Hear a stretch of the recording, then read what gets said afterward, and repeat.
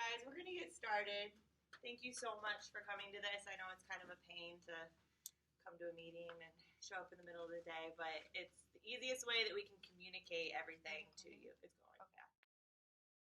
Everyone here is a pour for Brewfest, and the reason we want to have this meeting is mainly because there's some specific details with pouring alcohol that we want to go over. So, first up, we're going to invite Ed up here, the Chief of Police.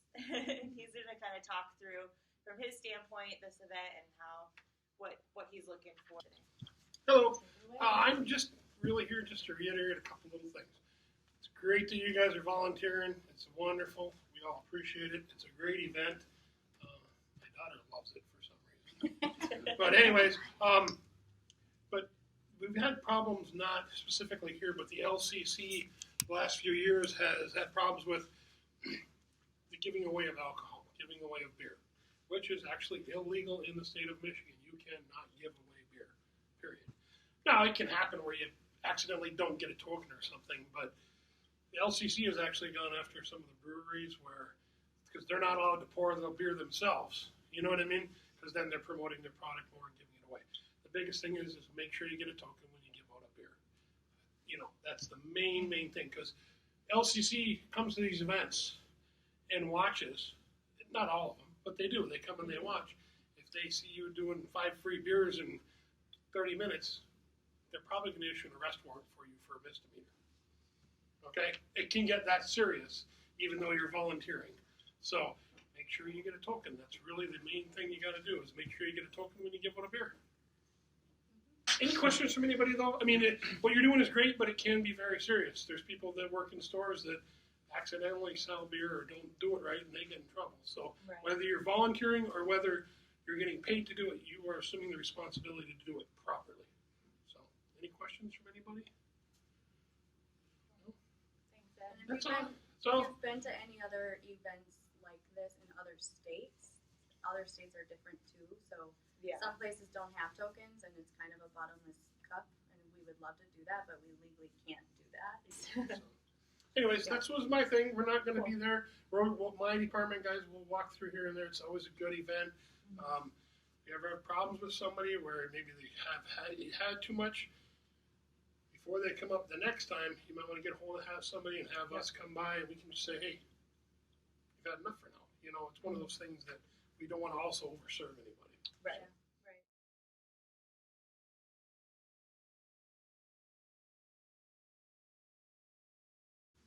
So, first and foremost, no wristband, no alcohol. So if the green wristbands, anyone that's allowed to drink this at this event has to have the wristband. So the first thing you do is just check for their wristband before you do anything. If you see black X's on their hand, we sell a DD ticket for this event, designated driver ticket. They are not allowed to drink at the event. So if they have an X on their hand or no wristband, no booze. Go ahead. Is it 21 and over only? It's 21 and over only, so everyone should be 21, but if there's a black X or they have nothing, they either snuck in or they have a DD ticket and they can't drink. Yeah. So look for the wristband first.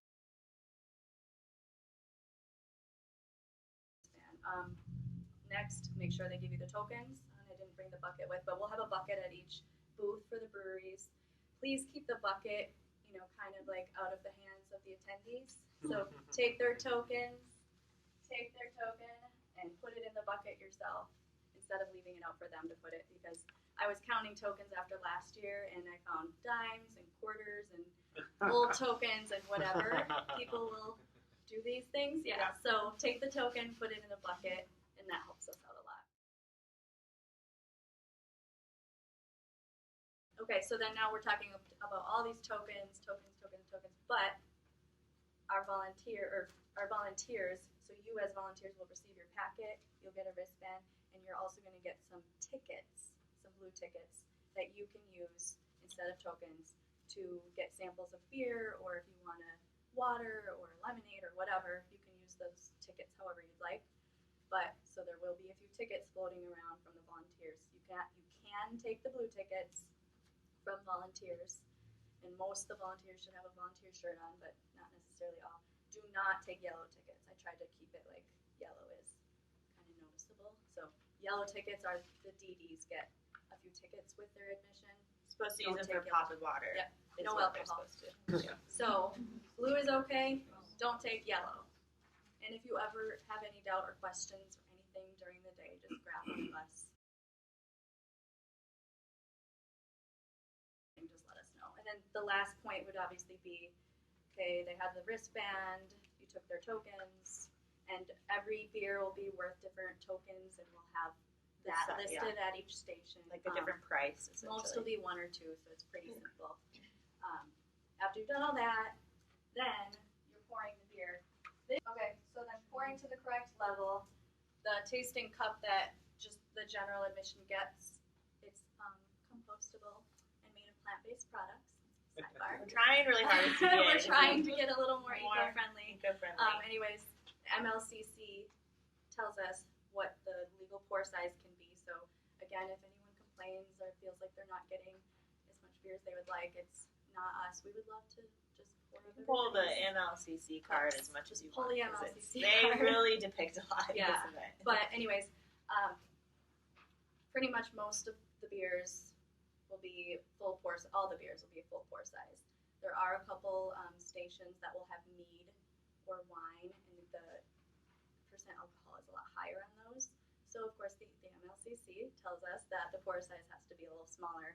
So just a visual, and I'll kind of pass this around for everyone. We'll but have that at each basically, station, too. just regular beer, you just pour it at the top of the cup, little below the top to leave room for head on the beer. So that's perfect. If it's something with a higher alcohol content, like the meter, I think there's like one type of wine. There's like a little like notch in the glass that you can pour to, so it's kind of an easy reference. And then our VIP ticket people, they get this beautiful full-size glass because they upgraded to this VIP ticket. We do not, on the other hand, get a full-size pour. No. They did get more This tokens, is very though. important. They got a few more tokens, but just if there are any complaints that they aren't getting a full-size pour, that's why they have more tokens. Yep. So if it's the higher percent alcohol, like the mead or the wine, you just go to the bottom of the logo. Everything else, middle of the logo or so. We'll have all of that information at your station too, just to remind you. But that's very important. Yeah, they don't get like if you fill that whole glass, you're definitely We're losing in money. trouble. Yeah. A lot of info. Sorry, I may have missed that question. Did you ask if someone gives you 2 tokens, fill it all up, and you said no? I think not. We'll Okay. just stick with normal sample sizes. Okay.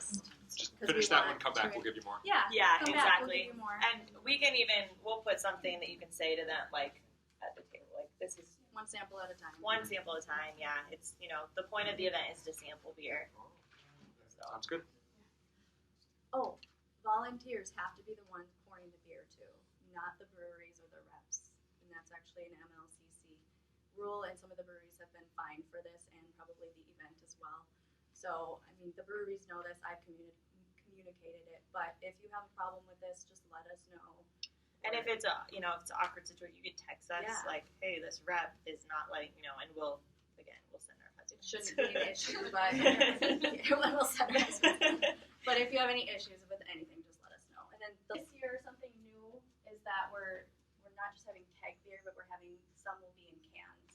And this is to help us eliminate some of the waste that goes along with kegs, not just in pouring, but we can return unopened cases of beer. That's another good point. For a refund, so that really helps us out Yes. on the bottom line. So one note on that, before you open any new case of beer, if there's cases involved, kegs are easy because there's only one keg of each.